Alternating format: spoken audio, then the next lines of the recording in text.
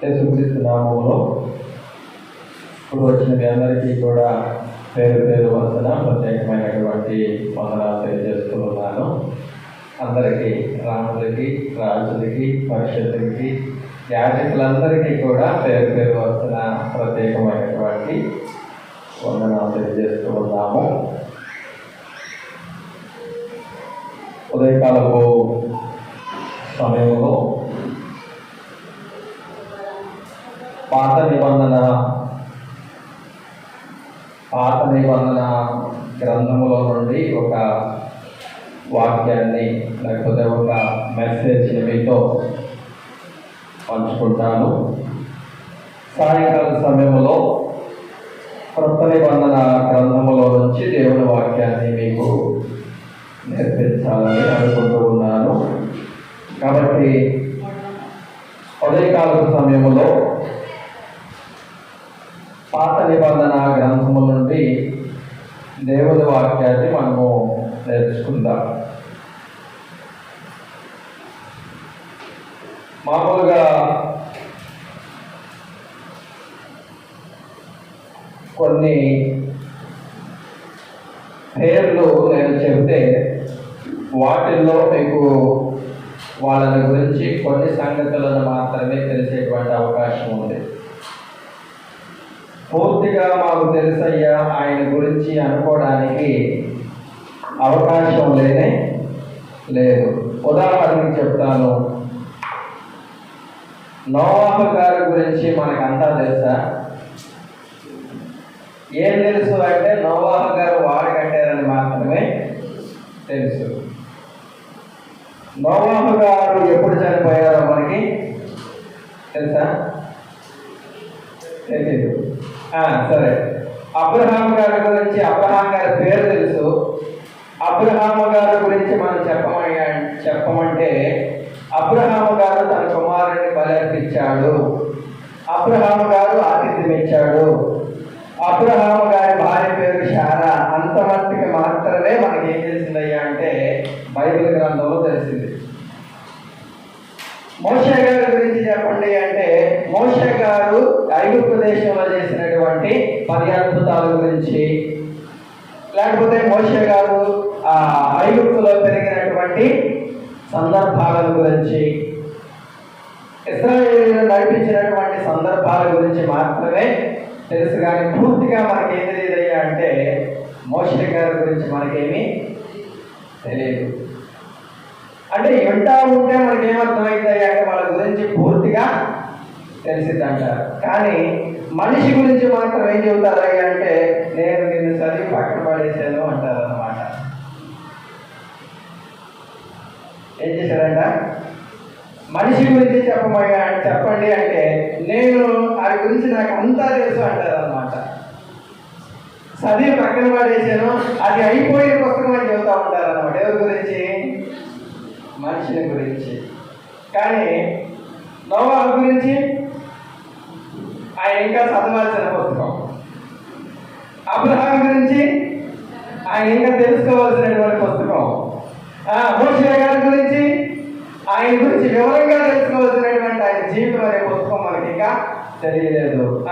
ఇలాగ చెప్పుకుంటూ పోతే పరిశుద్ధ గ్రంథంలో మన జీవితంలో ఇంకా కొందరి యొక్క పుస్తకాల గురించి మనకు తెలియదు. ఎంతో తెలిసినా కానీ ఇంకొక కోణంలో వాళ్ళ యొక్క జీవితాలను మనం ఏం చేసుకోవాలన్నమాట? తెలుసుకోవాలి, నేర్చుకోవాలి, అర్థం చేసుకోవాలి, పాటించాల్సినటువంటి విషయాలు వాళ్ళ జీవితాల్లో నుంచి ఎన్నో ఉంటాయి.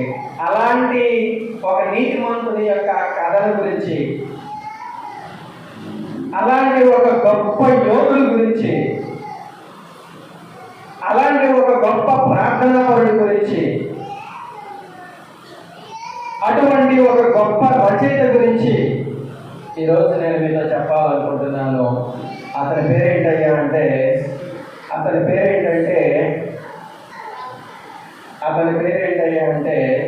మీ సంఘంలో మొట్టమొదట ప్రార్థన చేసేటువంటి ఈయన గురించి చెబుతాయ్యా. ఎవరి గురించి?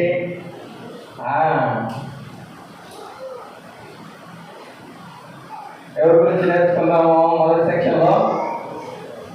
యెహోషువ గారి గురించి నేర్చుకుందాం. చెప్పాను కదా. ఇప్పుడు మోషే గారి గురించి మీకు తెలిసిన 2 మాటలు చెప్పండి అంటే ఏం చెబుతారయ్యా అంటే ఏం చెబుతారనమాట? మోషే గారు ఐగుప్తు దేశంలో ఫరో ఇంటిలో తిరిగాడు. మోషే గారు ఐగుప్తులో నుండి ఇశ్రాయేలీయులను ఏం చేశాడట? విడిపించాడు. ఎర్ర సముద్రాన్ని పాయలు చేశాడు అని ఇంకా కొంత లోతుగా ఆలోచిస్తే కొంతమంది ఏం చెబుతారయ్యా అంటే చాలా గొప్ప విషయాలు ఎవరి గురించి చెబుతారంటే ఎవరి గురించి చెబుతారనమాట? మోషే గారి గురించి చెబుతారు. అలాగే చాలా మంది యెహోషువ గారి గురించి చెప్పమంటే ఏం చెబుతారయ్యా అంటే యెహోషువ గారు ఏం చేస్తారయ్యా అంటే సూర్య చంద్రుల ఆకారాన్ని మాత్రమే చెబుతారన్నమాట. ఏమాపాడంట? సూర్యుడిని చంద్రుడిని ఆపినటువంటి గొప్ప ప్రార్థనా పరుడండి అని ఆయన గురించి ఒక స్టేట్మెంట్ ఇస్తారన్నమాట. ఎవరు?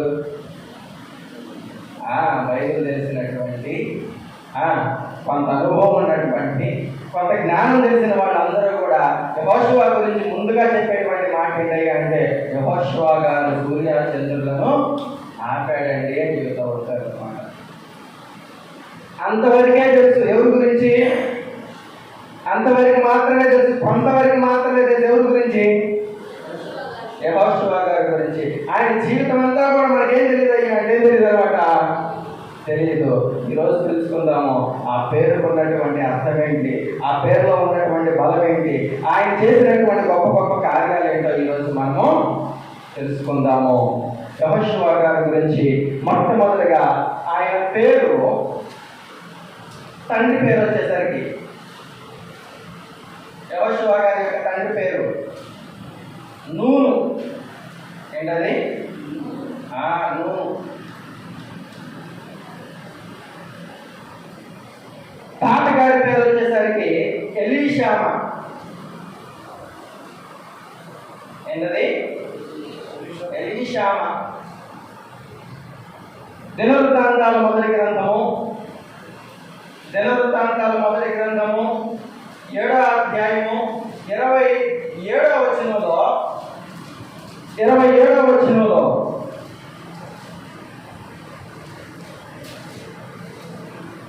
ఎక్కడ?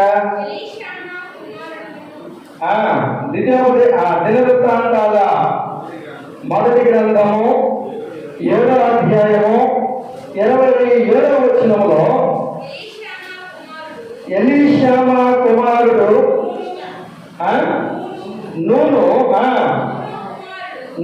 కుమారుడు యెహోషువ ఉందా మాటలో? ఇప్పుడు వాళ్ళ తాతగారి పేరు ఏంటయ్యా అంటే తాతగారి పేరు ఏంటంట?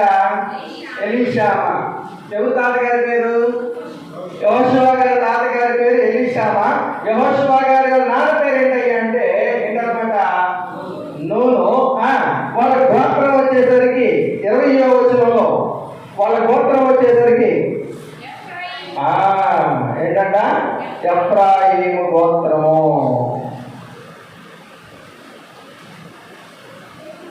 గోత్రం వచ్చేసరికి ఏంటన్నమాట? ఎఫ్రాయిము గోత్రం.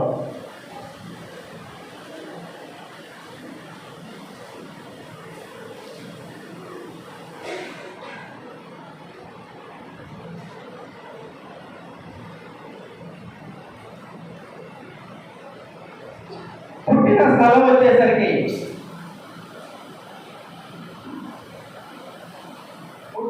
స్థలం వచ్చేసరికి ఐగుప్తులో పుట్టాడనమాట. ఎక్కడ పుట్టాడు? ఐగుప్తులో పుట్టాడు. ఎవరు? యెహోషువ గారు ఐగుప్తులో పుట్టాడు. చనిపోవడం ఎక్కడ చనిపోయాడయ్యా అంటే ఎక్కడ చనిపోయాడంట? కానానులో. ఆయనకి ఇచ్చినటువంటి ఎఫ్రాయిము మీద భూభాగంలో అక్కడ చనిపోయాడు. ఎక్కడ పుట్టాడు అంటే ఎక్కడ పుట్టాడు అనమాట? ఐగుప్తులో పుట్టాడు. ఎవరు? యెహోషువ గారు. ఆయన జన్మస్థానం ఎక్కడయ్యా అంటే ఎక్కడనమాట? ఐగుప్తులో. ఇంకా బాగా చెప్పుకోవాలయ్యా అంటే గోషేనులో అనమాట. ఎక్కడ? గోషేను ప్రాంతంలో పుట్టాడు. ఎవరు? యెహోషువ.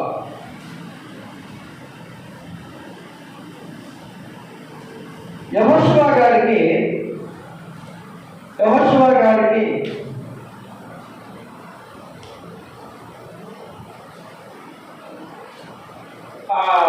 ఐగుప్తులో ఉన్నటువంటి కొన్ని సంగతులు తెలుసు.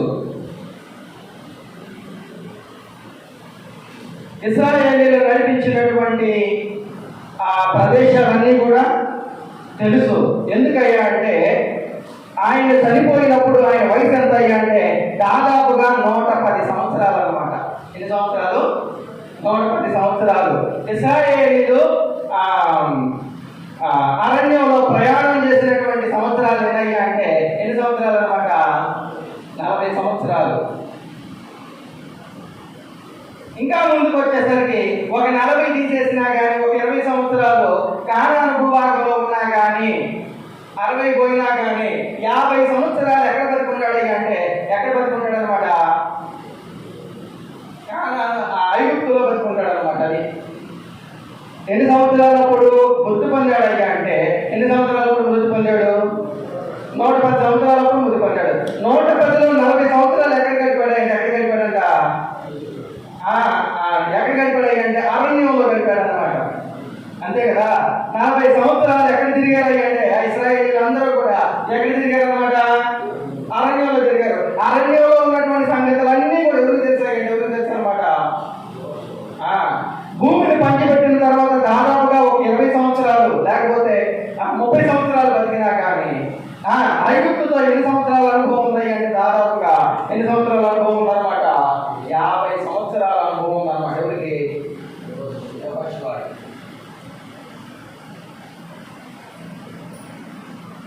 ఇప్పుడు ఇలాగా దేవుని గురించినటువంటి విషయాలు, దేవుని గురించినటువంటి సత్యాలు మొదట తల్లిదండ్రుల ద్వారా, ఎవరు? తల్లిదండ్రులు అంటే ఎవరు? నూను వాళ్ళ భార్య వల్ల ఎవరికి వచ్చినాయి అనమాట? యెహోషువ గారికి వచ్చినాయి. యెహోషువ గారు మధ్య వయసుకు వచ్చేసరికి అప్పుడు ఎవరు వచ్చారయ్యా అంటే మోషే గారు ఐగుప్తుకు వచ్చారనమాట. ఎవరు? మోషే గారు ఐగుప్తుకు వచ్చి ఏం చేశాడయ్యా అంటే ఐగుప్తుల ఎదుట దేవుడి యొక్క కార్యాలను చూసినప్పుడు ఆయన ఏమయ్యాడయ్యా అంటే మోషేకు పరిచారకుడు అయ్యాడనమాట. ఏమయ్యాడు? అందుకని బైబిల్ గ్రంథంలో ఏం చెప్పారయ్యా అంటే మోషేకి పరిచారకుడైన యెహోషువ అని చెప్పాడు అనమాట. కొన్ని దేవుడి గురించినటువంటి సంగతులు యెహోషువ గారు తల్లిదండ్రుల దగ్గర నేర్చుకున్నాడు. కొన్ని ఎక్కడ నేర్చుకున్నాడు అనమాట? మోషే గారి దగ్గర నేర్చుకున్నాడు. కాబట్టి ఆయన ఏమి రాశారయ్యా అంటే నిర్గమాకాండము నిర్గమాకాండము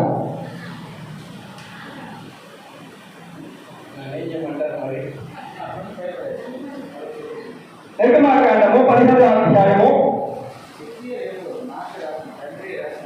నిర్గమాకాండము 15వ అధ్యాయము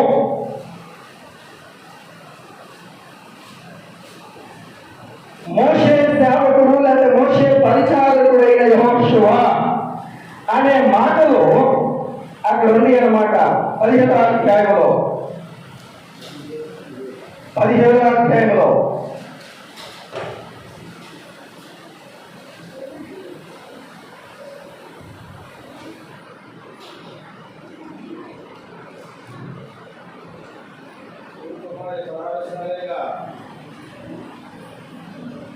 ఏమని రాయబడింది అంటే మోషే పరిచారకుడైన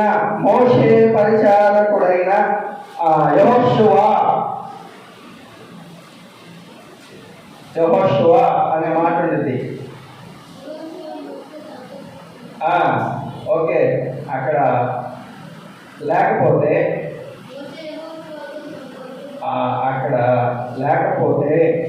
ఇంకొక చోట చూపిస్తాను. అక్కడ లేకపోతే ఇంకొక చోట చూపిస్తాను, చూడండి.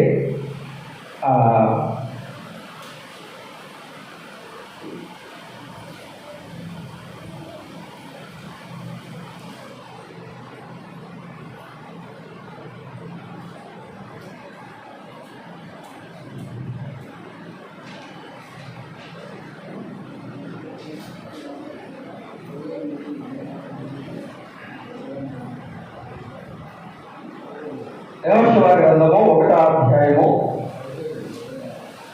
1వ వచనంలో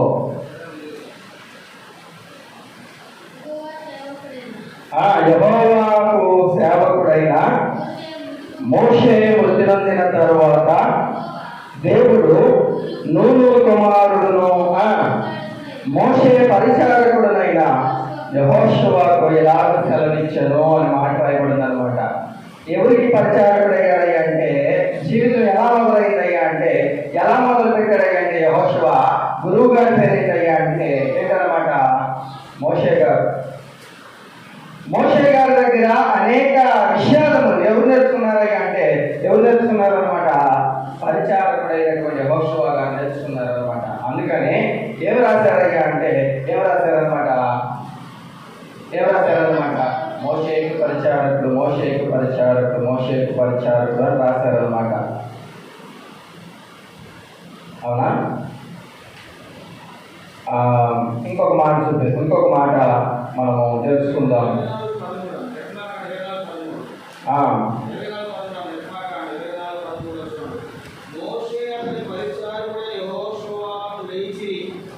ఈ మాట చాలా సార్లు ఉంటుంది.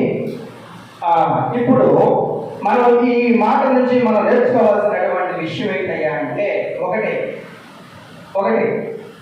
మోషే గారి యెహోషువ గారి యొక్క జీవితంలో యెహోషువ గారు పేరు రాసినప్పుడల్లా దేవుడు ఎవరి పేరు రాశారయ్యా అంటే, వీళ్ళ నాన్న పేరు రాశాడు అనమాట. ఎవరు నాన్నగారు? నూను కుమారుడైనటువంటి యెహోషువ రాశారనమాట. ఎవరిని బట్టి ఎవరి పేరు వచ్చిందయ్యా అంటే, కుమారుడిని బట్టి తండ్రికి ఏమొచ్చిందనమాట, పేరు వచ్చింది.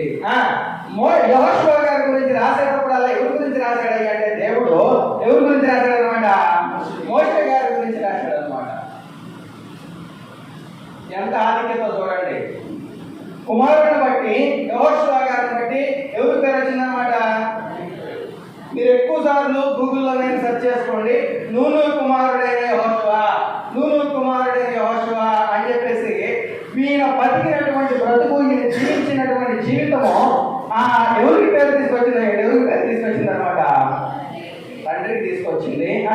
ఆయన జీవించినటువంటి జీవితం ఎవరికి తీసుకొచ్చింది అంటే పేరు మోషేకి తీసుకొచ్చింది. కాబట్టి మనం జీవించినటువంటి జీవితం కూడా ఎవరికి పేరు తీసుకురావాలి అంటే, యేసుక్రీస్తు వారి పేరు తీసుకురావాలి. అవునా? యెహోషువ గారి యొక్క జీవితం ఎవరికి పేరు తెచ్చిందంటే, గుర్తింపు తెచ్చిందయ్యా అంటే ఎవరు తెచ్చిందనమాట, మోషే గారికి, నూను గారికి, మోషే గారికి ఏం తీసుకొచ్చింది అంటే, ఏం తీసుకొచ్చిందనమాట, గుర్తింపు తీసుకొచ్చింది. అవునా కాదా? అలాగే అపోస్తలుల కార్యాలు 11వ అధ్యాయంలో ఒక మాట చెప్పారన్నమాట. ఏ మాట చెప్పారయ్యా అంటే, అంతియోకియాలో ఉన్నటువంటి శిష్యులు మొట్టమొదటగా ఏమని రాయబడినారంటే, ఏమన్నారంట, క్రైస్తవులు అనమాట అని రాశారనమాట. అంటే వాళ్ళు జీవించినటువంటి జీవితం అనేది ఎవరిని రిప్రజెంట్ చేసిందయ్యా అంటే, క్రీస్తుని రిప్రజెంట్ చేసింది. అవునా కాదా? అర్థమైందా?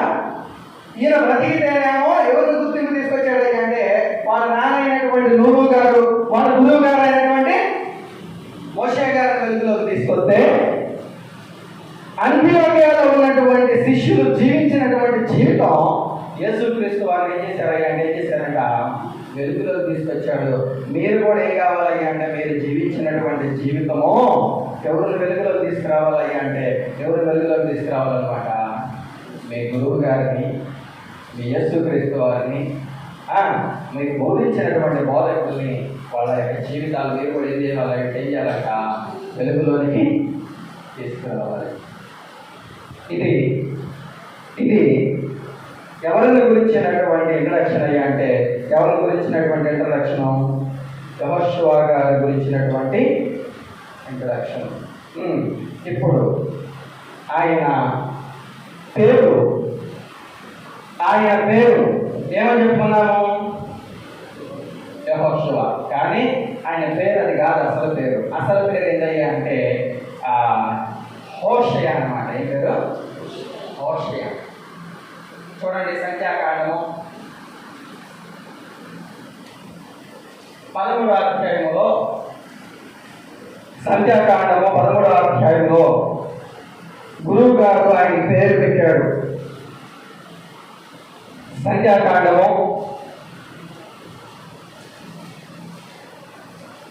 13వ అధ్యాయము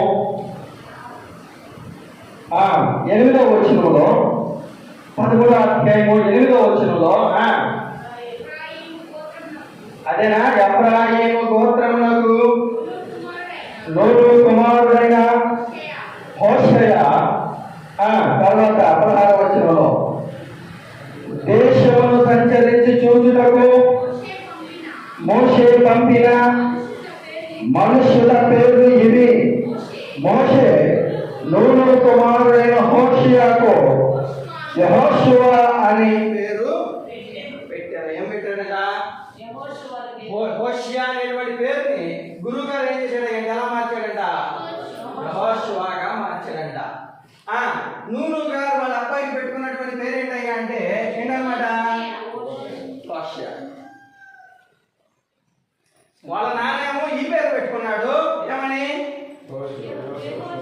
యెహోషువ అని పెట్టుకుంటే మోషే గారు ఏం చేశారయ్యా అంటే ఏం చేశారంట?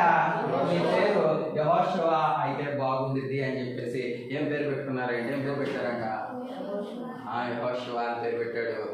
ఆయన పేరు మీద ఏముందయ్యా అంటే ఏముందన్నమాట? 10 కోట్లు వస్తుందా? ఆయన పేరు మీద 100 కేజీలు బంగారం ఉందా? ఆయన పేరు మీద ఏమన్నా భూములు ఉన్నాయా అంటే అయ్యేళ్ళు బైబిల్లో ఏమున్నాయ్యా అంటే ఆయన పేరు మీద చచ్చిపోయేంత వరకు కొన్ని తరాలకి ఏం పేరు చదువుకోవాలి అంటే యెహోషువ గ్రంథం, యెహోషువ గ్రంథం అని చెప్పుకోవాలన్నమాట. ఆయన పేరు మీద ఏముందంట? ఉంది, గ్రంథం ఉందన్నమాట. దేవుడు అతని పేరు మీద ఏం రాసుకున్నాడు అంటే ఏం రాసుకున్నాడంట? గ్రంథం ఉంది ఆయన పేరు మీద. దేవునికి జ్ఞాపకాలుగా ఆయన పేరుని ఏం చేసుకున్నాడు అంటే ఒక గ్రంథానికి పెట్టుకున్నాడు. ఆ గ్రంథం పేరు ఏదే అంటే ఏంటన్నమాట? యెహోషువ గ్రంథం. అవునా? దేవుడు కొన్ని జ్ఞాపకాలు ఉంచుకోవాలని చెప్పేసి కొంతమందికి ఏం చేసుకున్నాడు అంటే కొన్ని పేర్లు పెట్టుకున్నాడు. అవునా కాదా? మోషే లాంటి నాయకుడు మళ్ళా రాడేమో అని చెప్పేసి ఆయన గురించి ఏం రాసుకున్నాడు అంటే నా ఇల్లు అంతటిలో నమ్మకమైన వాడు, సాత్వికుడు అని చెప్పేసి రాసుకున్నాడు. ఆయన పేరు మీద ఏమున్నాయి అంటే ఏమున్నాయి అంట? కొత్త నిబంధనలో చెప్పుకున్నా, పాత నిబంధనలో చెప్పుకున్నా, ఇప్పటికీ చెప్పుకున్నా కానీ ఏమంటారా అంటే మేము మోషే శిష్యులు అని చెప్పుకుంటారు అన్నమాట. ఇప్పటికి కూడా కొన్ని వందల సంవత్సరాల ముందుకెళ్ళినా, కొన్ని వందల సంవత్సరాలు వెనకెళ్ళినా కానీ ఎవరి పేరు ఉన్నాయి అంటే ఎవరి పేరు ఉందన్నమాట? మోషే గ్రంథం.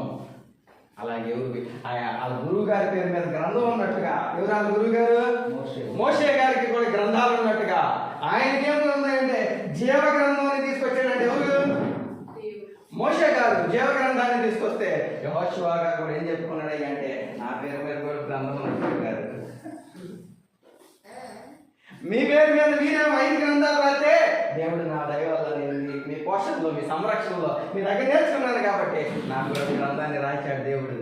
ఏ గ్రంథం అనమాట? యెహోషువ గ్రంథం. 24 అధ్యాయాలతో కూడినటువంటి గ్రంథానికి దేవుడు నా పేరు పెట్టాడండి అని చెప్పేసి యెహోషువ పేరు మీద ఏముందన్నమాట? మన ఏమో 100 రూపాయల స్టాంపుల మీద పలానా వాళ్ళ కుమారుడికి తూర్పున ఈ ఎల్ల చోటు, పడమరని చోటు, ఉత్తరాన్ని చోటు, ఈ స్థలము ఈ 2 సెంట్లు, ఈ 4 సెంట్లు, ఈ ఎకరం ఈయనకి చెందింది. అవునా? పూర్వీకులు పోయారు. అవునా? పొలాలు పోయినాయి, స్థలాలు పోయినాయి, పేరు కూడా పోయింది. కానీ యెహోషువ పేరు పెట్టినటువంటి గ్రంథం పేరు మాత్రం ఏం కాలేదు అంటే చేతలేదు. భూమి మీద సంపాదించుకున్నాడు. గురువుకు లాంటి పేరు సంపాదించుకున్నాడు. ఎవరన్నమాట? యెహోషువ. వీళ్ళిద్దరు పేర్లు చెప్ప ఈయన తర్వాత ఈయన ముందు పేరు యెహోషువ. ఏమని చెప్తారయ్యా అంటే మోషే సేవకుడు అంట. ఏమని చెప్పుకుంటారంట? మోషే పరిచారకుడు. ఎవరయ్యా అంటే ఎవరన్నమాట? యెహోషువ గారు. వాళ్ళ నాన్న గురించి చెప్పుకోండి, వాళ్ళ అబ్బాయి గురించి చెప్పుకోవాలి. ముందు ఎవరి గురించి చెప్పుకోవాలి అంటే ఎవరి గురించి చెప్పుకోవాలంట?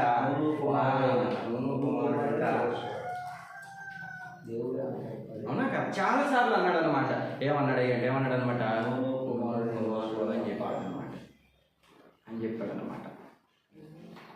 వెళ్దాము. ఈరోజు ఎవరి గురించి తెలుసుకుందాం? ఎవరి గురించి తెలుసుకుందాం? నేను మీకంటే నాకంటే మీకు బాగా తెలుసు, ఎక్కువ తెలుసు. నేను ఏదైనా తప్పులు చెప్తే మరి నాకు చెప్పండి, సరేనా? ఎన్ని పాయింట్లు చెప్పాను? ఎవరి గురించి తెలుసుకున్నాము? యెహోషువ గారి గురించి తెలుసుకుంటున్నాము. సంధ్యా గారినా? ఆయన పేరు అసలు పేరు ఏంటయ్యా అంటే, తండ్రి పెట్టిన పేరు ఏంటయ్యా అంటే ఏం పెట్టారన్నమాట?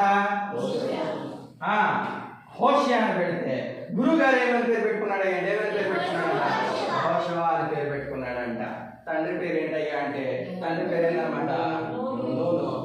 తాత పేరు ఏంటయ్యా అంటే ఎలీషామా.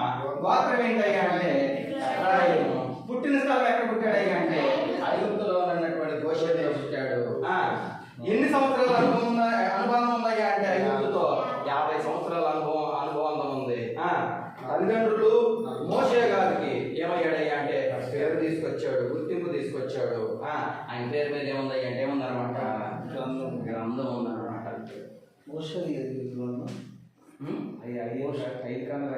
ఐదు కాండాల పేరు అదే మోషే గ్రంథంలో రాస్తాడు చాలాసార్లు. మోషే గ్రంథం అంటే 5 కాండాలనే గ్రంథంగా రాశాడు అనమాట. కొరింథీయులకు రాసిన 2వ పత్రిక 3వ అధ్యాయం ఉంటుంది మోషే గ్రంథంలో. ఓకేనా? ఇప్పుడు ఒక విషయాన్ని మనము నేర్చుకుందాము. మొట్టమొదటిగా ఒక యుద్ధం చేశాడు. ఏం చేశాడు? యుద్ధం చేశాడు. చూడండి, నిర్గమాకాండము 7 మజిలీలు 17వ అధ్యాయానికి వచ్చేసరికి 7 మజిలీలు చేశారన్నమాట. చూడండి, నిర్గమాకాండము 12వ అధ్యాయము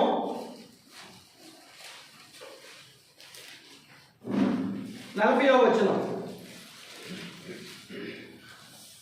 నిర్గమాకాండము 12వ అధ్యాయము 40వ వచనం దగ్గర నుంచి చదువుకుంటే, ఇశ్రాయేలీయులు ఐగుప్తులో నివసించిన కాలము 430 సంవత్సరాలు. ఆ 430 సంవత్సరాలు గడిచిన తర్వాత జరిగినదేమనగా, ఆ దినమందే దేవుడు సేనలన్నీ ఐగుప్తులో నుండి బయలుదేరి పోయిన. ఇక్కడ నుంచి స్టార్ట్ అయిందనమాట. ఏంటది? ఇశ్రాయేలీయుల ప్రయాణం, సంచార క్రమం. ఎన్ని సంవత్సరాల తర్వాత బయలుదేరారంట? 430 సంవత్సరాల తర్వాత ఏమయ్యారంట? బయలుదేరి 13వ అధ్యాయం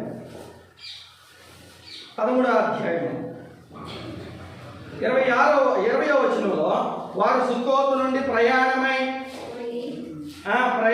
పోయి అరణ్యము దగ్గరనున్న యాతాములో దిగిరి. ఇది మొట్టమొదటి ప్రయాణం అన్నమాట. ఇది చూడండి, మొట్టమొదటి ఎక్కడి నుంచి ఎక్కడ దిగారంట? సుక్కోతులో నుండి ప్రయాణం అయ్యారంట.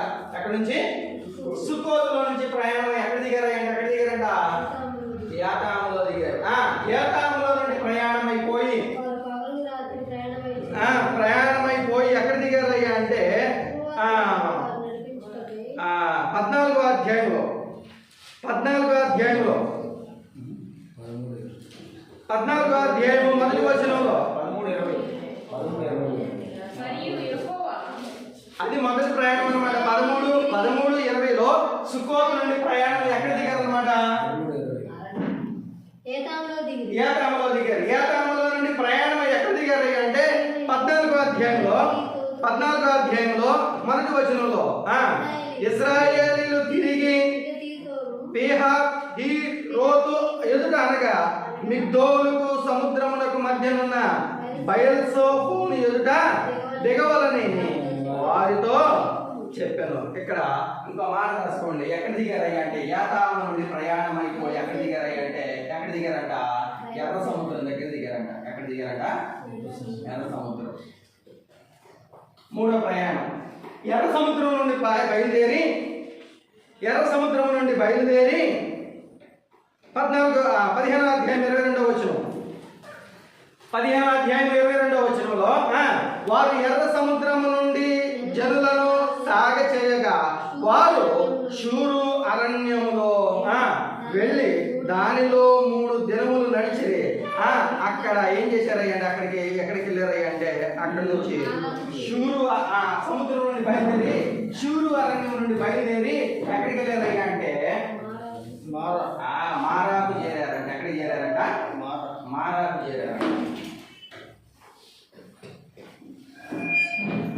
మారా నుండి బయలుదేరి నాలుగో ప్రయాణం మారా నుండి బయలుదేరి ఏలీముకు వచ్చారని ఉంది. ఎక్కడుంది ఆ వచనం చెప్పండి. ఈ 15వ అధ్యాయము 27వ వచనంలో 15వ అధ్యాయం 27వ వచనంలో తరువాత వారు ఏలీముకు వచ్చిరి. మారా నుండి బయలుదేరి ఎక్కడికి వచ్చారంట? ఏలీముకు వచ్చారు.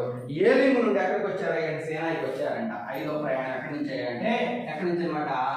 ఏలీము నుండి ఎక్కడికి వచ్చారంట?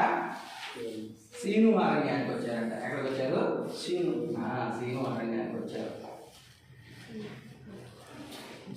సీను అరణ్యం దగ్గర నుంచి మొదలుపెట్టి ఎక్కడికి వచ్చారయ్యా అంటే 6వ ప్రయాణం దగ్గరగా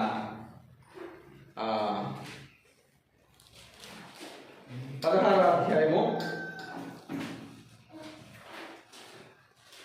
అధ్యాయము మొదటి వచనంలో తరువాత ఇశ్రాయేలీయుల సమాజమంతయు ఏలీము నుండి ప్రయాణమైపోయి వారు ఐగుప్తు దేశంలో నుండి బయలుదేరిన 2వ నెల 15వ దినమున ఏలీముకును సేనాయికిని మధ్యనున్న సీను అరణ్యమునకు వచ్చారు అని రాయబడింది అనమాట. తర్వాత ఎక్కడికి వచ్చారయ్యా అంటే సీను దగ్గర నుంచి సీను అరణ్యం నుంచి ఎక్కడికి వచ్చారయ్యా అంటే ఎక్కడికి వచ్చారంట? రెఫీదీముకి వచ్చారు. ఎక్కడికి వచ్చారు? రెఫీదీం. ఇది తెలిస్తే మీకు తొందరగా బైబిల్ అర్థమవుతుంది అనమాట. అందుకు రాశారు తొందరగా. ఎందుకు రాశారయ్యా అంటే ఇక్కడ ఊరి పేర్లు గుర్తుంటే తొందరగా గుర్తుండే అనమాట, ఏ సందర్భాలు ఎక్కడ జరిగాయో అనేది. ఓకేనా? ఈ ఎర్ర సముద్రం అనగానే మీకు ఏం గుర్తు రావాలయ్యా అంటే ఏం గుర్తు రావాలన్నమాట? దేవుడు ఎర్ర సముద్రాన్ని 2 పాయలు చేసి ఇశ్రాయేలు ప్రజలందరినీ కూడా ఏం చేశాడయ్యా అంటే సురక్షితమైనటువంటి ప్రాంతానికి నడిచాడు అని రాయొచ్చు. తర్వాత ఇక్కడికి రాగానే ఎక్కడికి వచ్చారంట? మారాకి అనేటువంటి ప్రాంతానికి వచ్చారు. మారాలో నీళ్ళు ఏమైనాయంట? మధురములు అయినాయి అని చెప్పేసి చెప్పుకోవచ్చు. తర్వాత ఎక్కడికి వచ్చారంటే మారా నుండి ఎక్కడికి వచ్చారంట? ఏలీముకి వచ్చారు. ఏలీము అంటే సమృద్ధి కలిగినటువంటి ప్రాంతము అని అర్థము. అక్కడ ఏముంది అంటే 70 ఈత చెట్లు ఉండయి అన్నాడు అనమాట. అరణ్యంలో ఈత చెట్లు కూడా ఎలా ఉండేది అంటే చాలా ప్రశాంతంగా ఉంటుంది అనమాట. అరణ్యంలో అసలు ఏముండవు, కాలిన అరణ్యం అనమాట. అది ఉప్పుగోతులు కలిగినటువంటి ప్రాంతం. కానీ ఏలిములో ఏమున్నాయి అంటే సమృద్ధి ఉంది. ఏముంది అంటే ఆహారం ఉంది, నీళ్లు ఉన్నాయి. ఏముందయ్యా అంటే నీడ ఉంది. అందుకని మీకు ఏలిము అని మీకు గుర్తు రాగానే గుర్తుకు రావాలయ్యా అంటే సమృద్ధి అని గుర్తు రావాలన్నమాట. ఎక్కడి నుంచి ఎక్కడికి వచ్చారంటే ఏలిము నుండి ఎక్కడికి వచ్చారంట? సేనాయి అరణ్యానికి వచ్చారంట. సేనాయి అరణ్యంలో ఏం కురిసిందయ్యా అంటే మన్నా కురిసింది అనమాట. ఏం కురిసింది? మీరు గుర్తుపెట్టుకోండి. ఏం కురిసిందంట? మన్నా కురిసింది అనమాట. ఎక్కడైనా ఎక్కడ మన్నా కురిసింది? ఎక్కడ? సీను అరణ్యంలోనే. సీను అరణ్యంలో ఏం కురిసిందయ్యా అంటే ఏం కురిసిందంట? మన్నా కురిసింది. తర్వాత ఎక్కడికి వచ్చారంట? రెఫీదీములోకి వచ్చేసరికి మొట్టమొదటి యుద్ధం చేశారనమాట. ఎవరు? అమాలేకీయులతో ఏం చేశారంట? యుద్ధం చేశారు. ఎవరు? బానిసలు మొట్టమొదటి యుద్ధం చేశారంట. ఎవరితో? అమాలేకీయులతో. అప్పుడు కనపడతారనమాట. ఎవరు? అవునా? ఒక గ్రంథానికి రచయిత ఇప్పుడు ఏమయ్యాడయ్యా అంటే యుద్ధానికి వీరుడు అవుతున్నాడు అనమాట. ఎవరయ్యా అంటే ఎవరన్నమాట? యెహోషువ. ఇవన్నీ చెప్పకపోతే, ఇవన్నీ తెలియకపోతే ఈయన ఎందుకు వచ్చాడానికి అర్థం కాదనమాట. అంటే ఎన్ని స్థలాలు ఎవరున్నారనమాట? ఈయన ఉన్నాడు. అప్పుడు యువకుడు అనమాట. ఎవరు? యెహోషువ. ఈ అనుభవం తెలుసు, ఈ మన్నా అనుభవం తెలుసు. ఇవన్నీ తెలిసిన తర్వాత ఆ పరిచారకుడైనటువంటి యెహోషువతో గురువు గారు అయినటువంటి మోషే గారు చెబుతున్నారు. ఏమని చెబుతున్నారు అయ్యా అంటే నువ్వు అమాలేకీలతో యుద్ధం చేయడానికి వెళ్ళు అని చెప్పేసి మోషే గారు ఎవరిని పంపిస్తున్నాడయ్యా అంటే శిష్యుడైనటువంటి పరిచారకుడైనటువంటి యువకుడైనటువంటి యోధుడైనటువంటి యెహోషువ గారిని యుద్ధానికి పంపిస్తున్నాడు అనమాట. ఓకేనా, చదువుకుందాము. నిర్గమాకాండము 17వ అధ్యాయము 8వ వచనంలో, నిర్గమాకాండము 17వ అధ్యాయం 8వ వచనంలో, తర్వాత అమాలేకీయులు వచ్చి రెఫీదీములో ఇశ్రాయేలీలతో యుద్ధము చేయగా, ఎవరు వచ్చారంట? 17వ అధ్యాయం 8వ వచనంలో ఎవరు వచ్చారంట? అమాలేకీయులు వచ్చారంట. ఎవరితో యుద్ధం చేయడానికి? ఇశ్రాయేలీయులతో యుద్ధం చేయడానికి. ఎందుకు యుద్ధం జరిగిందయ్యా అంటే, ఎందుకు యుద్ధం జరిగిందంట? అమాలేకీయులు అనేవాళ్ళు చాలా చాలా చాలా దారుణమైన వాళ్ళు అనమాట. ఎంత దారుణమైన వాళ్ళు అయ్యా అంటే, ఎంత రాక్షసులు అంటే, ఎంత పనికి మాలిన వాళ్ళు అయ్యా అంటే ఎవరన్నమాట?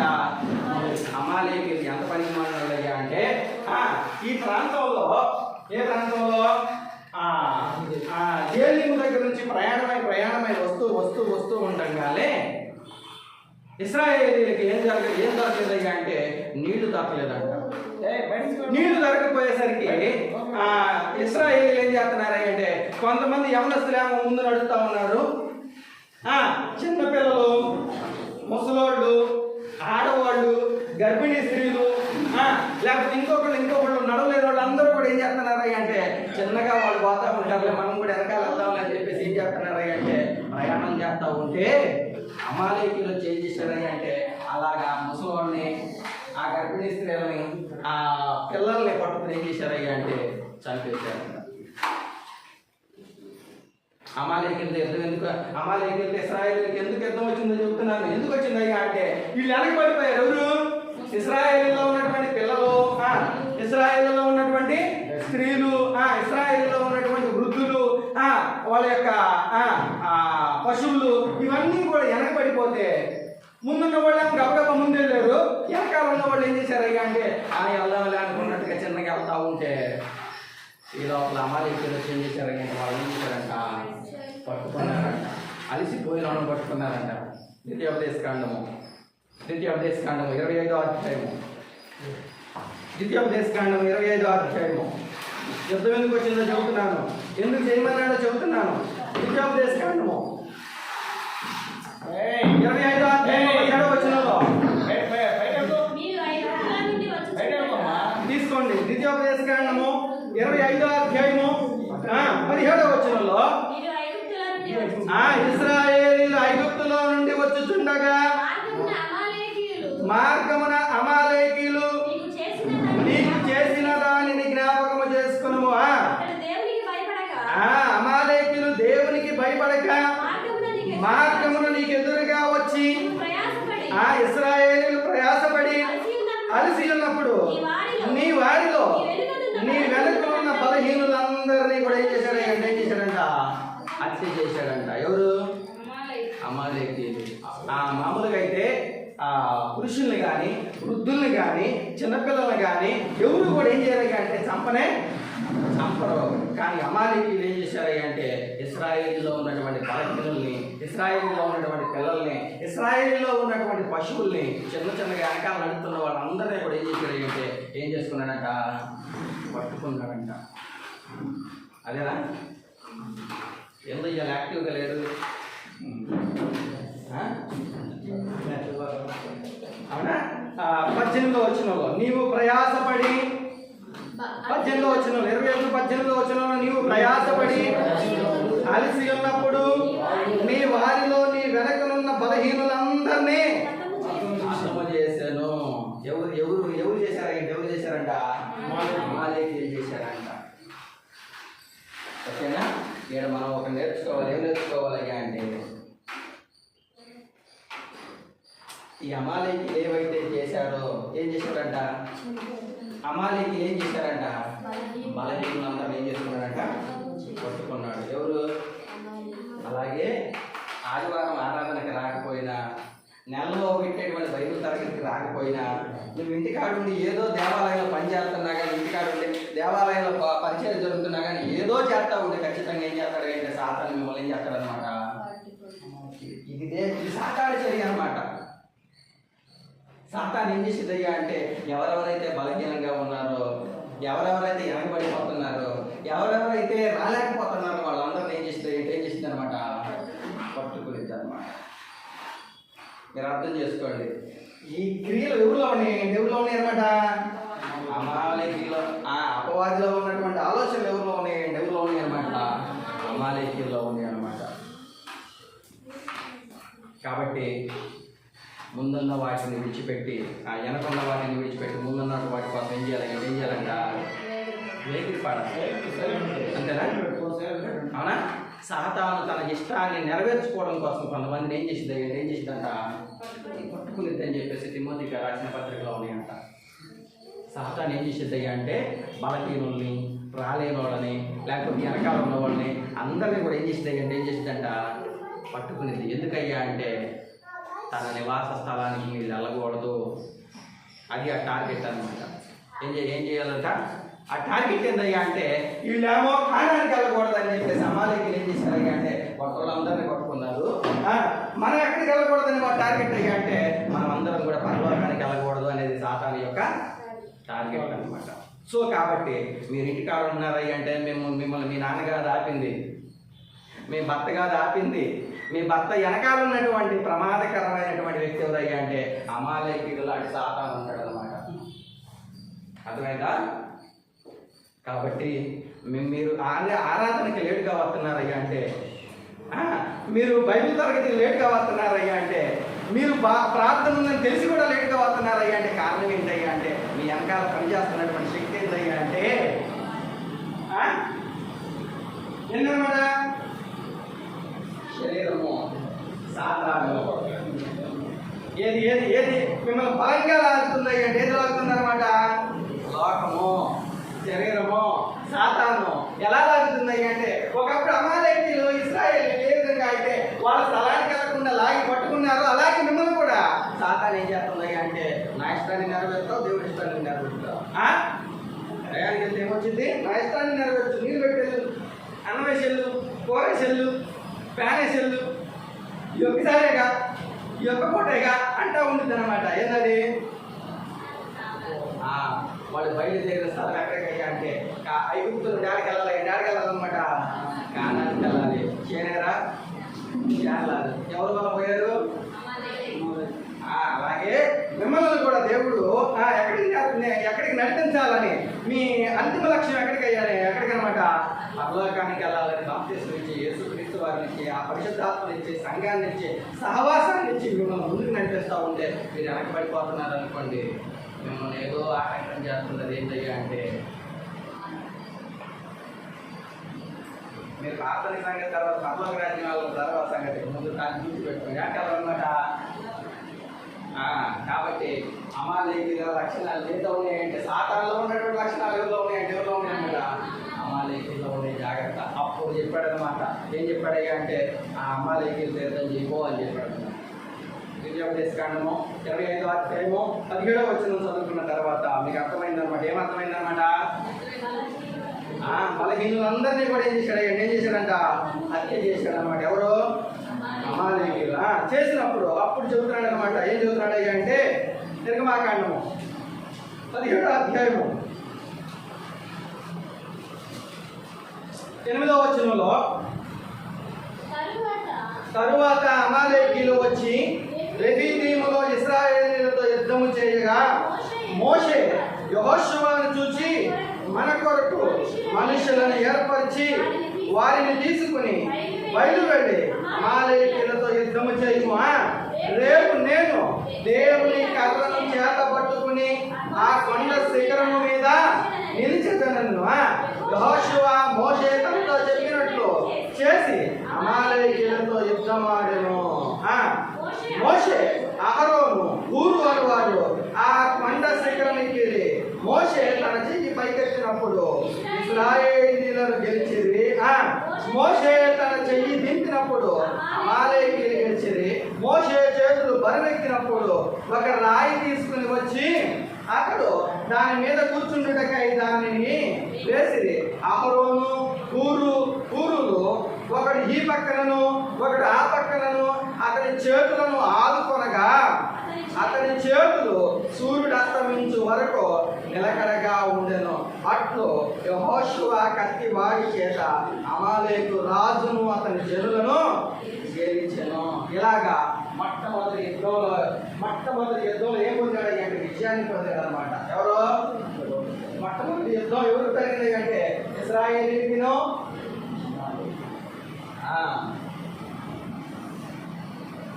ఎవరు జరిగిందనమాట? అమాలేకీయులకు జరిగిందనమాట. ఆ విజయంలో ఆ యుద్ధంలో ఎవరు విజయం సాధించారయ్యా అంటే మొట్టమొదటిగా కనబడినటువంటి వెనకాలని నడిపించినటువంటి నాయకుడు ఎవరయ్యా అంటే మొట్టమొదటిగా ఎవరున్నారన్నమాట? దేవుడు ఉన్నాడు. ఎవరున్నారు? దేవుడు ఉన్నాడు. రెండోది ఎవరున్నారయ్యా అంటే మోషే గారు ఉన్నారు. ఎవరున్నారు? మోషే గారు ఉన్నారు. సహాయంగా ఎవరున్నారయ్యా అంటే హూరు ఉన్నాడు. ఎవరున్నారు? హూరు ఉన్నాడు. మూడోది ఏముందయ్యా అంటే వాళ్ళకి ప్రార్థన ఉందన్నమాట. ఏముంది? చేతులు ఎత్తారు కదా, ప్రార్థనా జీవితం ఉంది. ఈ మూడు కారణాలతో నాలుగోది ఏందయ్యా అంటే యెహోషువ కత్తి ఉందని, యెహోషువ కత్తి వాడి చేత ఏం చేశాడంట అమాలేకీయులను గెలిచాడంట. ఎలా గెలిచాడయ్యా అంటే ఇంత చిన్న వయసులో, ఇంత తక్కువ వయసులో మోషే పరిచారకుడైనటువంటి యెహోషువ యుద్ధాన్ని ఎలా గెలిచావయ్యా అంటే నా వెనకాల ఎవరున్నారంట? దేవుడు ఉన్నాడు. నా వెనకాల ఎవరున్నారయ్యా అంటే మా గురువు గారు ఉన్నారు. కొండ మీద ఎవరున్నారయ్యా? మా గురువు గారు ఉన్నారు. కొండ కింద ఎవరున్నారయ్యా అంటే యెహోషువ ఉన్నారు. కొండ మీద ప్రార్థన చేస్తాడన్నమాట. ఎవరు? మోషే గారు. అలా చేతులు ఎత్తినప్పుడు నేను యుద్ధాన్ని గెలిచాను అని చెప్పాడు. 17వ అధ్యాయము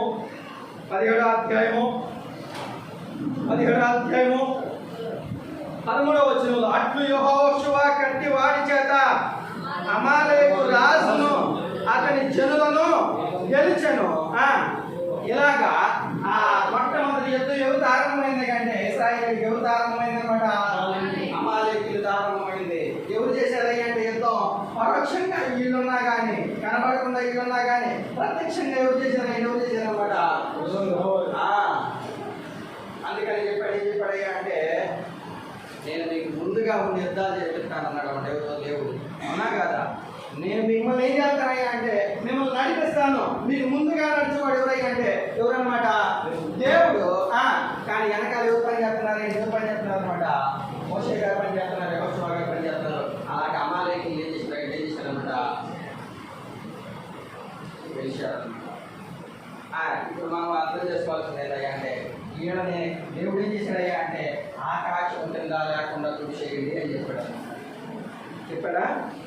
14వ వచనంలో అప్పుడు దేవుడు మోషేతో ఇట్లనెను, నేను అమాలేకీయుల పేరు ఆకాశం కింద ఉండకుండా బొత్తిగా తుడిచివేయుదును కనుక జ్ఞాపకార్థంగా గ్రంథములో దీనిని వ్రాసి యెహోషువకు వినిపించుము అని చెప్పాడంట. అబ్బాయి మొట్టమొదటిగా ఇశ్రాయేలీయులతో అమాలేకీయుల యుద్ధానికి వచ్చారు. ఇక చివరిగా ఇంకెవరు ఉండరు అంటే ఎవరు ఉండరు అనమాట? అమాలేకీయులు అనే వాళ్ళు ఉండకూడదు అని చెప్పేసి జీవగ్రంథంలో రాసిపెట్టు. రాసింది యెహోషువకు వినిపించు అని చెప్పేసి మోషేకి చెప్తే మోషే గారు ఏం చేశారయ్యా అంటే దాన్ని రాసి ఏం చేశాడంట? యెహోషువకు వినిపించాడు. యెహోషువ, నువ్వు కానాను దేశాన్ని స్వతంత్రించుకోవడానికి వెళ్తున్నప్పుడు అమాలేకీయుల పేరు ఏం చేయకూడదయ్యా అంటే భూమి కింద ఆకాశం కింద భూమి మీద ఏం కాకూడదంటే వినిపించకూడదు అని చెప్పాడు. అలాగా చివరిగా అమాలేకీయులందరినీ నాశనం చేసింది ఎవరయ్యా అంటే ఎవరు నాశనం చేశారు? అమాలేకీయులందరినీ కూడా నాశనం చేసింది ఎవరయ్యా అంటే ఎవరు? ఎవరు?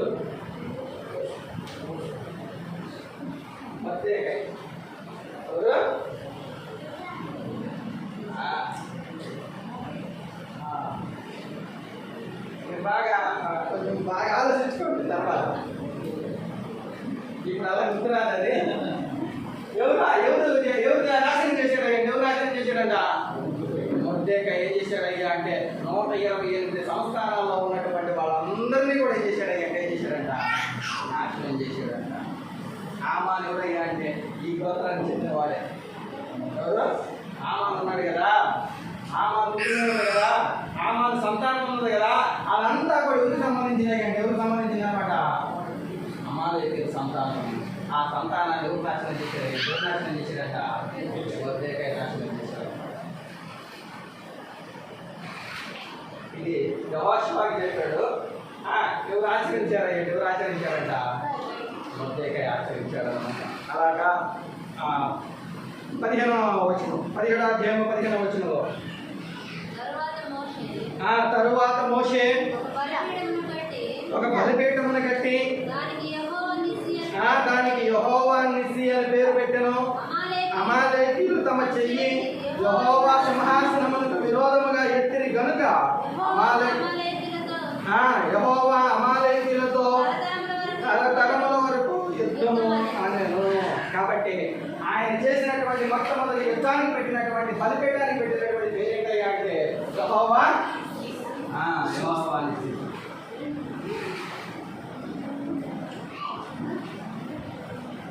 నిస్సి అంటే అర్థం ఏంటయ్యా అంటే ధ్వజము. ఏంటది? ధ్వజం.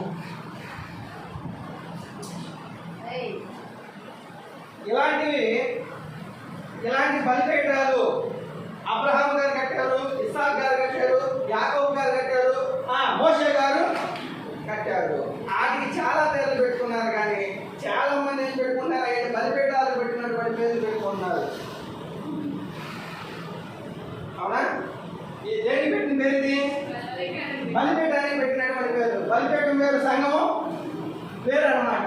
బలిపీఠానికి అబ్రహాం గారు పేరు పెట్టాడు, బలిపీఠానికి నోవా గారు పేరు పెట్టాడు, బలిపీఠానికి యాకోబు గారు పేర్లు పెట్టారు. బలిపీఠం వేరు, సంఘము వేరు. కాబట్టి సంఘానికి ఈ పేర్లు ఏం కాకూడదు, ఏం కాకూడదు అనమాట, కట్టకూడదు. ఎందుకయ్యా అంటే ఇది ఆనవాళ్ళు అనమాట. ఏంటది? ఆనవాళ్ళు. మీకు నచ్చిన నచ్చకపోయిన ఒక మాట చెప్తాను. మీకు నచ్చిన నచ్చకపోయిన ఒక మాట చెప్తాను. ఓరుగల్లు ఇప్పుడు ఏమంటున్నారు అంటే వరంగల్ అంటారు. వెంటనే ఓరుగల్లు వరంగల్. వరంగల్లో కాకతీయులు పరిపాలించారంట. తెలుసా?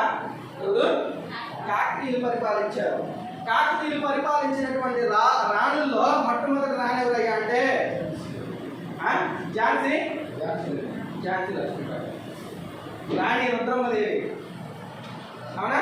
ఆమె యొక్క యుద్ధాలకు చిహ్నంగా ఏం చెబుతారయ్యా అంటే నేమ్ ప్లేట్ పెడతారనమాట. అలాగే కొన్ని స్మారక చిహ్నాలు పెడతారనమాట. ఇప్పుడు సిపిఐ పార్టీ ఉందనుకోండి, ఏం పెడతారనమాట? ఒక పడవలే కలిపి పెడతారనమాట.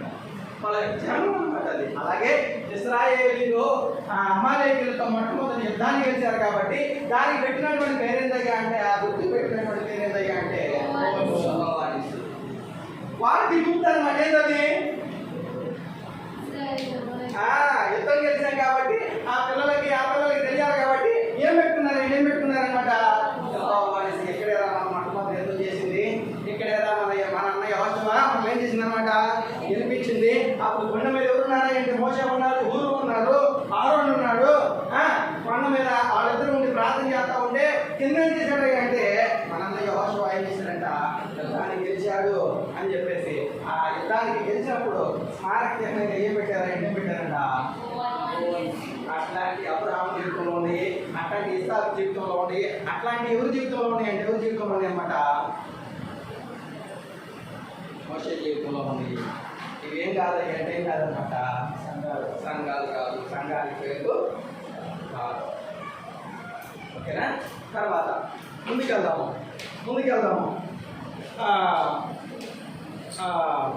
32వ అధ్యాయం, నిర్గమాకాండము 32వ అధ్యాయం. యెహోషువ యొక్క జీవితాన్ని మనం చూస్తున్నాము. యెహోషువ గారు యుద్ధాన్ని గెలిపించిన తర్వాత మోషే గారితో పాటు సీనాయి పర్వతం మీద 40 దినాలు ఉన్నాడు. ఎన్ని రోజులు ఉన్నాడు? 40 దినాలు మోషే గారు ఉపవాసం చేశాడు. మోషే గారు ఏం తినలేదు. మోషే గారు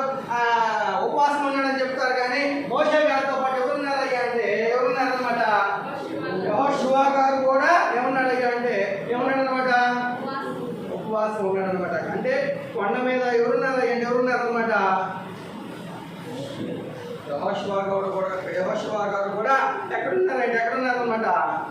కొండ మీద ఉన్నాడన్నమాట.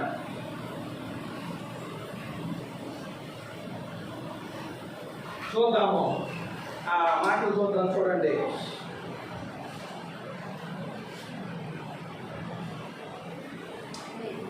32వ అధ్యాయము. రెండో అధ్యాయం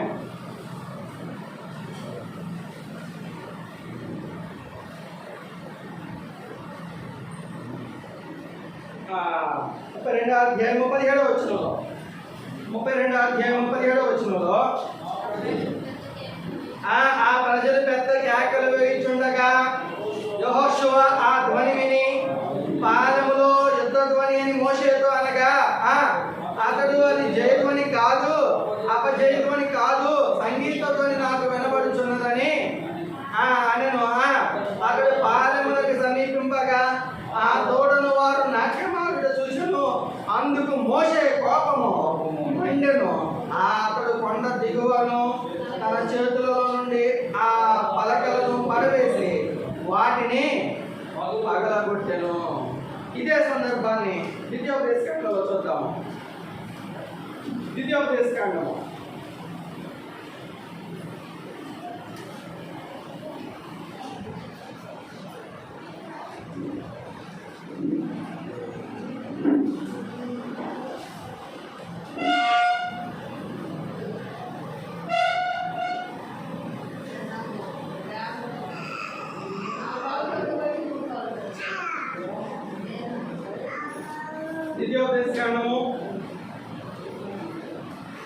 9వ అధ్యాయము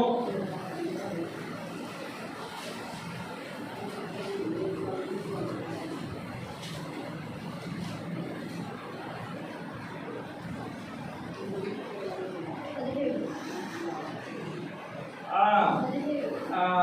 ఈ అధ్యాయం అంతా కూడా మీరు చదువుకోండి. ఇది కూడా 32వ అధ్యాయంలో భాగం అన్నమాట. 9వ అధ్యాయంలో ఏదైతే 32వ అధ్యాయంలో నిర్గమాకాండంలో మోషే గారు ఏదైతే పనిచేశారో అదే అధ్యాయాన్ని తర్వాత ఉన్నటువంటి పిల్లలకి ద్వితీయోపదేశకాండము 9వ అధ్యాయంలో చెబుతున్నాడు అనమాట. చెబుతూ ఏం చెబుతున్నాడు అంటే యెహోషువ కూడా నాతో పాటు ఉన్నాడు అని చెప్పేసి చెబుతున్నాడు అనమాట.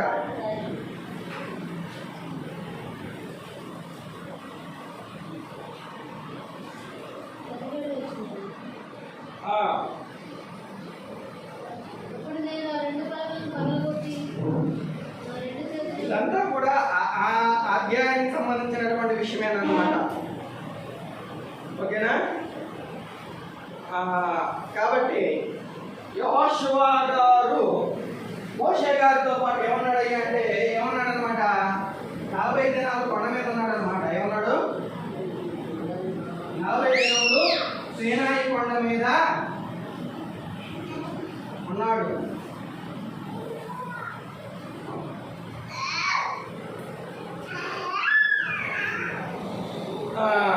ఇంకో మాట చూద్దాం. నిర్గమాకాండము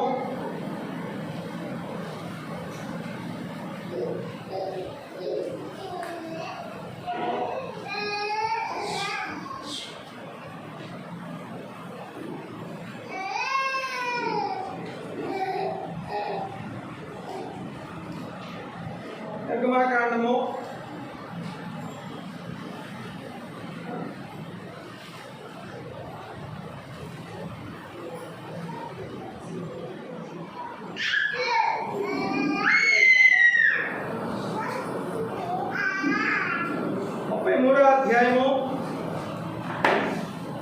7 నుంచి 11 వచనాలు. 33వ అధ్యాయము 7 నుంచి 11 వచనాల్లో అంతట మోషే గుడారమును తీసి పాలెము వెలుపలకి వెళ్ళి పాలెమును దూరముగా దానిని వేసి దానికి ప్రత్యక్ష గుడారము అని పేరు పెట్టెను.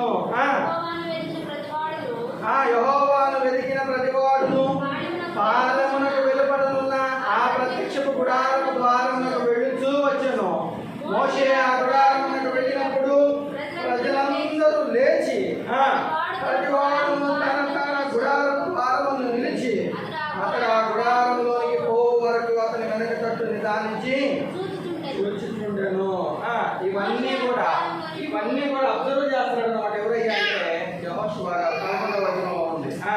మనుషుడు తన స్నేహితుడితో మాట్లాడినట్లు యెహోవా మోషేతో ముఖాముఖిగా మాట్లాడెను. తరువాత అతడు పాలెంలోకి తిరిగి వచ్చెను. అతని పరిచారకుడు నూను కుమారుడునైన యెహోషువ అనే యవనస్తుడు గుడారంలో నుండి వెలుపలికి రాలేదు. కాబట్టి మోషే వెళ్ళిన ప్రతి చోట కూడా ఎవరున్నారు అంటే ఎవరున్నారన్నమాట? యెహోషువ గారు ఉన్నారన్నమాట. యెహోషువ గారు ఉన్నారు. రెండోది మరో మాట ఏం చెప్పుకోవాలయ్యా అంటే దేవుడు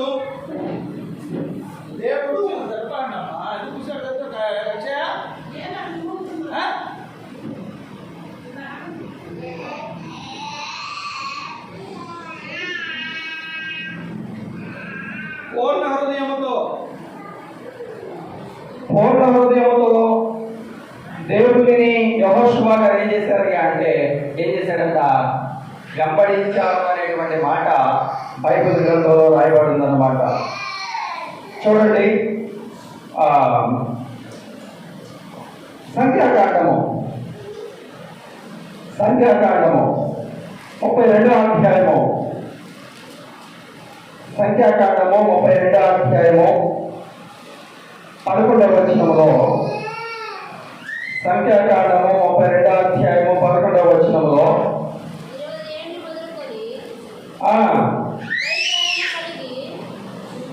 20 ఏళ్ళు మొదలుకొని ప్రాయము కలిగిన ఐగుప్తు దేశంలో నుండి వచ్చిన మనుషులలో పూర్ణ మనసుతో యెహోవాను అనుసరించిన కెనీజీయుడు యెఫున్నె కుమారుడైన కాలేబును నూను కుమారుడైన యెహోషువయు తప్ప మరి ఎవరును పూర్ణ మనసుతో నన్ను అనుసరింపలేదు. ఇది యెహోషువ గురించి దేవుడు ఇచ్చినటువంటి సాక్ష్యం అన్నమాట. ఎక్కడ? సంఖ్యాకాండము 32వ అధ్యాయము 11, 12 వచనాల్లో దేవుడు మోషే పరిచారకుడైనటువంటి యెహోషువ గురించి చెబుతున్నటువంటి సాక్ష్యం ఏంటయ్యా అంటే యెఫున్నె కుమారుడైనటువంటి కాలేబు నూను కుమారుడైన యెహోషువయు తప్ప మరి ఎవడును పూర్ణ మనసుతో నన్ను అనుసరింపలేదు. వీళ్ళిద్దరూ ఏం చేశారయ్యా అంటే ఏం చేశారంట? పూర్ణ మనసుతో అనుసరించారంట.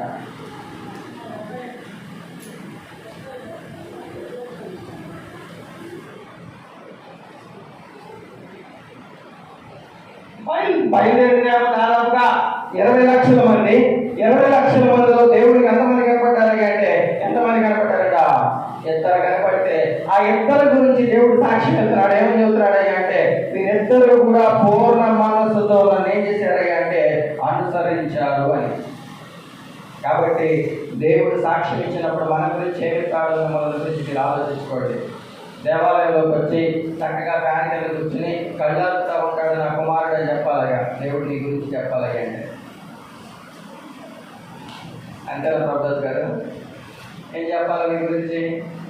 చక్కగా టయానికి వస్తుందమ్మా వచ్చి చక్కగా ఎక్కడ ఫ్యాన్ ఉండేది ఫ్యాన్ కింద కుర్చీ ఉండేదో కన్వీనియంట్ ప్లేస్ చూసుకుని అక్కడ కూర్చొని చక్కగా నిద్రపోతా ఉండేదమ్మా అని చెప్తాడు నీ గురించి చెప్తే దేవుడు. అంతేనా? యెహోషువ గురించి ఏం చెప్పాడు అంటే పూర్ణ మనసుతో నన్ను ఏం చేశాడు అంటే ఏం చేశాడంట? అనుసరించాడు అని చెప్తున్నాడు అనమాట. దేవుడు ఒక మనుషుని గురించి సాక్ష్యం ఇవ్వాలి అంటే అతను ఎన్నో త్యాగాలు చేసిన వాడయ్యి ఎంతో కోల్పోయిన వాడయ్యి అయి ఉండాలి. ఎంతో దేవుని మాటలో భక్తిపరుడయ్యి ఉండాలి. అలా ఉంటేనే మాత్రమే ఏం చెబుతాడయ్యా అంటే దేవుడు అతని గురించి ఏం చెప్తాడు అనమాట? సాక్ష్యం చెప్తాడు. ఎలా ఉంటే అలా ఉంటే దేవుడు ఏం చెప్పడయ్యా అంటే నీ గురించి ఏం చెప్పడం అనమాట? సాక్ష్యం చెప్పడం అనమాట. కాబట్టి ఐగుప్తులో పెరిగినా ఐగుప్తులో పుట్టినా ఐగుప్తులో ఉన్నా కానీ దేవుడు ఏం చేశాడయ్యా అంటే ఏం చేశాడంట? పూర్ణ మనసుతో అనుసరించి నడిచాడు. కాబట్టి ఎన్ని శ్రమలు వచ్చినా ఎన్ని ఇబ్బందులు వచ్చినా ఎన్ని అవకాశాలు ఆ లోకంలో జారిపోయి వచ్చినా కానీ నా కోసం నిలబడ్డాడు. ఎలా అంగీకరించి ఎలా నడిచాడయ్యా అంటే ఎలా నడిచాడంట? పూర్ణ మనసుతో నడిచాడు అని చెప్పేసి యెహోషువ గారి గురించి ఏం చేశాడంట? సాక్ష్యం ఇచ్చాడు. చివరగా ఒక సందర్భాన్ని చెప్పి నేను ముగించి ముందుకెళ్తాను.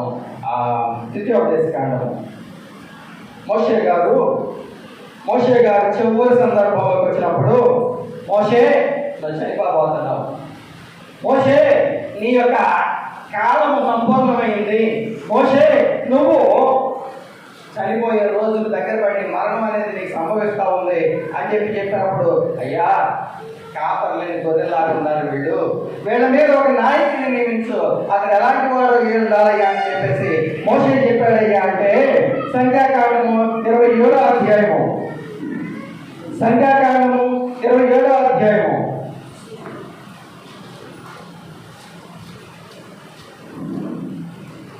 సంఖ్యాకాండము 27వ అధ్యాయము 12వ వచనం దగ్గర నుంచి మరియు దేవుడు మోషేతో ఇట్లనెను, నీవు అబారీము కొండ ఎక్కి నేను ఇశ్రాయేలులకు ఇచ్చిన దేశమును చూడుము.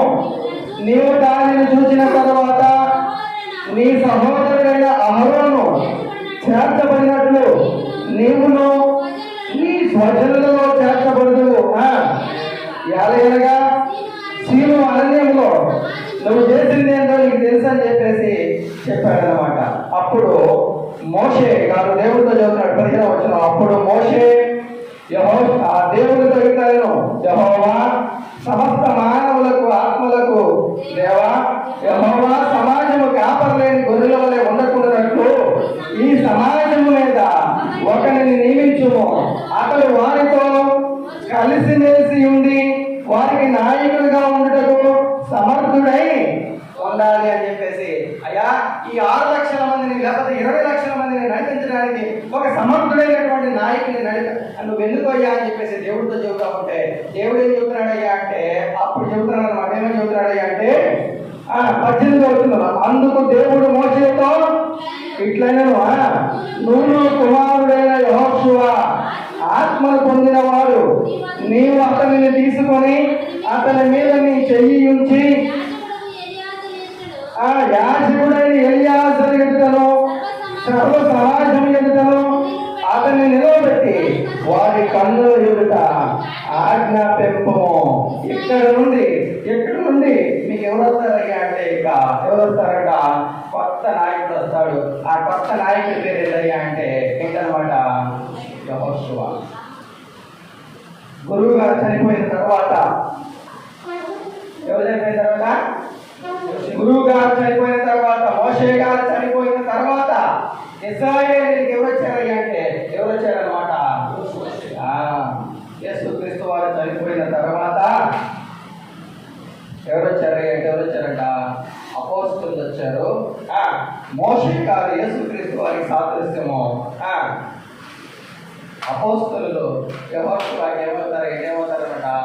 సూచనలు లాగుంటారు అనమాట. కాబట్టి ఆ ఇశ్రాయేలీయులకి కొత్త నాయకుడు ఎవరయ్యా అంటే మోషే తర్వాత ఎవరనమాట? మోషే గారి యొక్క చేతులు యెహోషువ గారి మీద వచ్చినప్పుడు యెహోషువ ఏమయ్యాడయ్యా అంటే జ్ఞానాత్మ పూర్ణుడయ్యాడు అని రాయబడింది. మీరు సంఖ్యాకాండము 27వ అధ్యాయము 15వ వచనం తెలుసుకోవాల్సినటువంటి విషయం ఏంటయ్యా అంటే, యెహోషువ యొక్క వ్యక్తిగత జీవితం ఎలా ఉంటుందయ్యా అంటే అతను కలిసి మెలిసి ఉంటాడంట ప్రజలతో. ఉందా అక్కడ? ఉందా? 15వ వచనంలో 16వ వచనం, అతడు వారితో కలిసిమెలిసి ఉండి వారి నాయకుడుగా ఉండుటకు సమర్థుడై ఉండవలను. ఆత్మను పొందిన వాడై ఉండాలి, నాయకుడై ఉండాలి, సమర్థుడై ఉండాలి, కలిసిమెలిసి ఉండాలి. ఈ 4 లక్షణాలు ఎవరిలో ఉన్నాయని చెబుతున్నాడు అంటే, ఎవరిలో ఉన్నాయంట? యెహోషువలో ఉన్నాయంట. ఎన్ని లక్షణాలు ఉన్నాయంట? 4 లక్షణాలు ఉన్నాయంట. ఏంటయ్యా 4 లక్షణాలు? మొదటిది ఏంటంట? కలిసిమెలిసి ఉండాలి. 2 నాయకుడు అయి ఉండాలి, అంటే అందులో ఎక్స్పీరియన్స్ ఉండాలన్నమాట. 3వది ఏంటయ్యా అంటే సమర్థుడై ఉండాలి. 4వది ఏమై ఉండాలి అంటే ఆత్మను పొందిన వాడయ్యి ఉండాలన్నమాట. కాబట్టి ఇశ్రాయేలు మోషే గారి తర్వాత ఎవరు వచ్చారయ్య అంటే ఎవరు వచ్చారనమాట? యెహోషువ గారు వచ్చారనమాట. ఇది యెహోషువ గారి గురించి మొదటి వర్తమానం. ఇంకా అవలేదు, యెహోషువ గారి గురించి ఇంట్రడక్షన్ మాత్రమే అయింది. ఇప్పుడు ఏమయ్యాడయ్యా అంటే యెహోషువ గారు ఏమయ్యారనమాట, పరిచారకుడు నుండి ఏమయ్యాడట, నాయకుడు అయ్యాడనమాట. అది అంటే అంతేనా? మోషే గారు యెహోషువ గారు ఏమయ్యారయ్యా అంటే ఏమయ్యాడనమాట, పరిచారకుడు నుండి ఏమయ్యాడనమాట, నాయకుడు అయ్యాడు. నాయకుడు అయిన తర్వాత ఏం చేశాడు? ఎవరు? యెహోషువ గారు. అంతా ఒకే రోజు అయితే ఈ మధ్య సినిమాలే పార్ట్ 1 పార్ట్ 2 అవుతున్నాయి అన్నమాట. అంతేనా? మరి యెహోషువ గ్రంథం 24 అధ్యాయాలు ఉంటే దాదాపుగా 110 సంవత్సరాలు ఉంటే 2 గంటల్లో చెప్పాలంటే అయితే